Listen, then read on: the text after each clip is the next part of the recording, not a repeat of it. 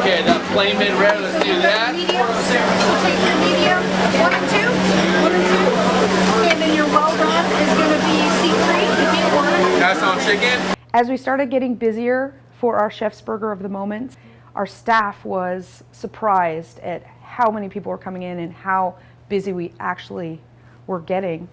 And the night kind of ran us over a couple of times. And so we started to, instead of calling it our Chef's Burger of the Moment, because it's kind of a long name, we shortened it to Burgerdome. It became a term of endearment, this Burgerdome, because we all knew we were going to get our butts kicked, and we knew that we were going to serve a great burger and that our guests here at the restaurant were going to be really happy, but at the end of the night we were going to be tired.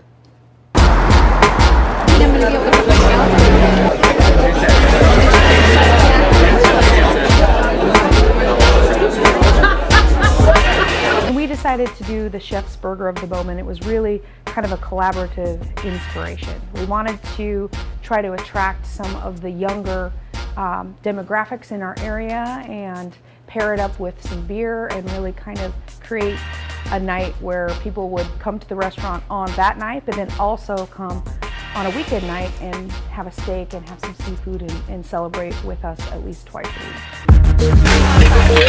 Fries on this split.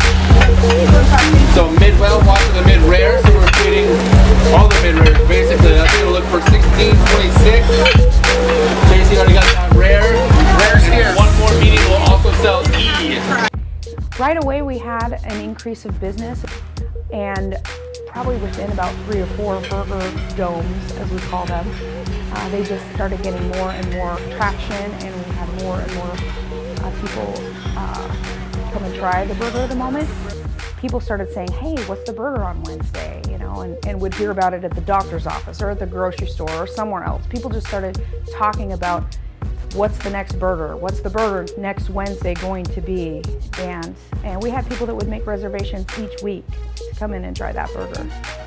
When we first began the actual Burgerdome, we offered it happy hour, just mainly in the bar, and then over the years, we've actually transitioned to the entire restaurant has been offering it, and then the patio as well. So we started off with a combination of maybe 25 burgers at first, and then we've gone up to 306 burgers in one night.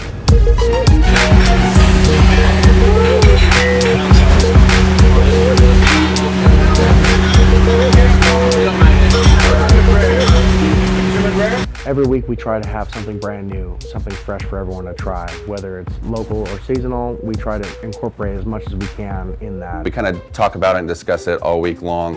And on Tuesday morning, we kind of get together and we do a sample burger, and everybody gets to taste it and see what needs to be altered or things that need to be fixed. And sometimes it's just a home run right away.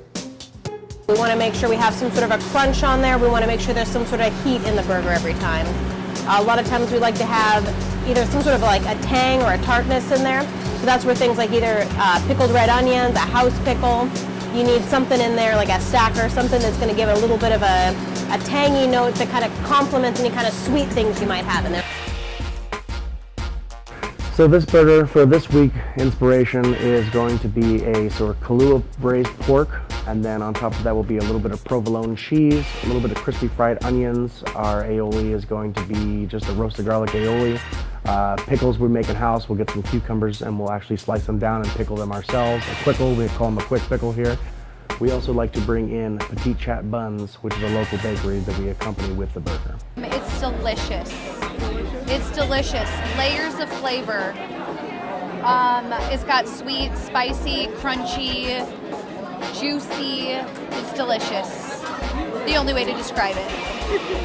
So the pickling liquid, we'll just do a combination of some vinegar, some salt, some seasonings, a little bit of sugar as well, bring that up to a boil after we're done actually slicing up the cucumber to the desired thickness that we want it.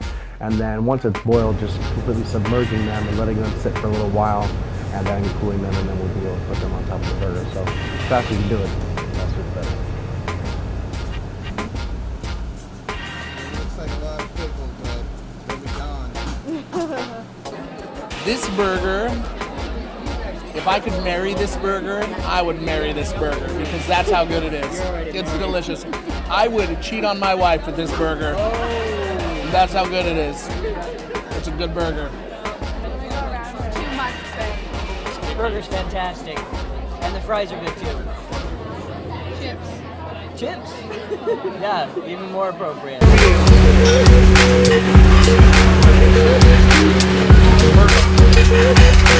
Cinnamon rare, you hand me. I need one more medium on top of that one. Medium rare. Perfect. Medium right there. Then 1, 2, 3, 4, 5 mid rare. Get some one mid well. We kind of coined it dirty burger, and so kind of the grilled patty that we just load on top of pulled pork or pulled beef, and people kind of get the best of both worlds at that point. So a dirty burger is usually when you add any kind of like extra protein, so like pulled pork or like braised beef or something like that. Or in this case, it's going to be braised Kahlua pork. Then we throw in some of our Korean barbecue sauce when we heat it up. And we do a lot of our own butchering in-house with all of our beef, and we're able to grind that down and use that. So fillet scrap, we do a Wagyu top round that gets trimmed down, and all that beef gets ground down and then add to the burger. So it's all that fresh meat.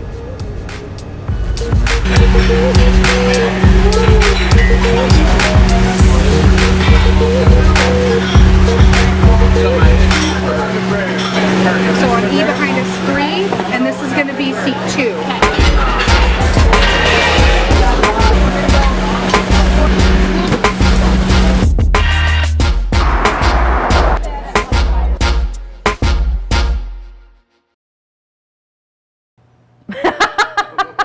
We've done so freaking many burgers. They all typically.